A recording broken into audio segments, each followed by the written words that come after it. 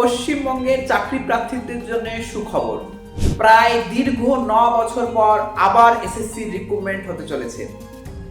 এর আগে 2016 সালে শেষবারের মতো এসএসসি রিক্রুটমেন্ট হয়েছিল, কিন্তু সেই এসএসসি রিক্রুটমেন্টে স্ক্যাম হয় এবং যার ফলে এখন আমাদের প্রাক্তন শিক্ষামন্ত্রী স্ক্যামের জন্য জেলে আছেন পার্থ চট্টোপাধ্যায়। এবং রিসেন্টলি সেই স্ক্যামের জন্যই এতদিন ধরে সমস্ত রিক্রুটমেন্ট প্রসেস বন্ধ ছিল, কিন্তু রিসেন্টলি সুপ্রিম কোর্ট সেই 24,000 জনের চাকরি বাতিল করেছে এবং সুপ্রিম কোর্ট নির্দেশ দিয়েছে যে মে 31 এর মধ্যে নতুন করে রিক্রুটমেন্টের অ্যাডভার্টাইজমেন্ট দিতে হবে।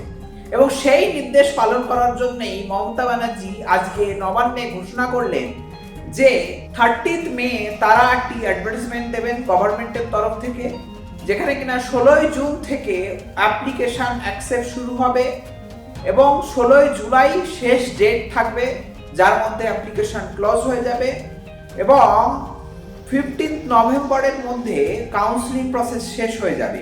এই পরীক্ষায় কারা বসতে পারবে?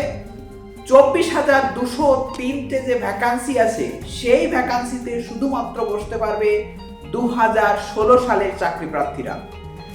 এবং নতুন করে কিছু পোস্ট ক্রিয়েট করা হয়েছে, যেখানে 9-10 এর জন্য 11,657 জন এবং 11-12 এর জন্য 6,892 জন এবং গ্রুপ সির জন্য 571 জন এবং গ্রুপ ডির জন্য 1000 জন, অর্থাৎ টোটাল 44,203টি ভ্যাকান্সি জন্য এই অনলাইন অ্যাপ্লিকেশন প্রসেস শুরু হবে এবং পরীক্ষা নেওয়া হবে।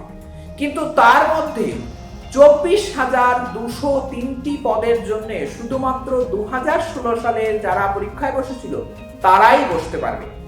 আর যে বাদ বাকি প্রায় 20,000-এর মতো পোস্ট, সেই পোস্টের জন্য নতুন করে এখন ফ্রেশ সকলে বসতে পারবে, পুরনোরাও বসতে পারবে, নতুনরাও বসতে পারবে। এবং এখানে বলে রাখা দরকার, সুপ্রিম কোর্ট কিন্তু বলে দিয়েছে যারা যোগ্য তারা কিন্তু ডিসেম্বর পর্যন্ত গভর্নমেন্ট থেকে স্যালারি পাবে।